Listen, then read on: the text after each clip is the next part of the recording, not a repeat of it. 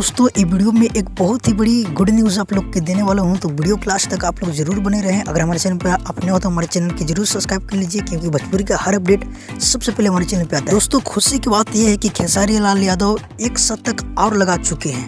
Finally दोस्तों पानी पानी सॉन्ग पे खेसारी लाल यादव के 100 मिलियन व्यूज प्राप्त होने में सिर्फ 50,000 व्यूज का बाकी रह गया है, जो कि कुछ ही दिन में आप लोग कर दीजिएगा, मेरा विश्वास है। तो पानी पानी सॉन्ग 100 मिलियन क्लब में शामिल हो चुका है, तो आप लोग थोड़ा उस पे और प्यार दीजिए। बहुत ही खुशी की बात है कि महीने महीने में खेसारी लाल यादव एक गाने पे शतक लगाते हैं। दोस्तों काफी कमेंट आ रहा था कि खेसारी लाल यादव के हरियाणवी सॉन्ग कब आएगा, जो कि खेसारी लाल यादव वो गाने को तो गाए नहीं, फिर भी क्यों लेट हो रहा है।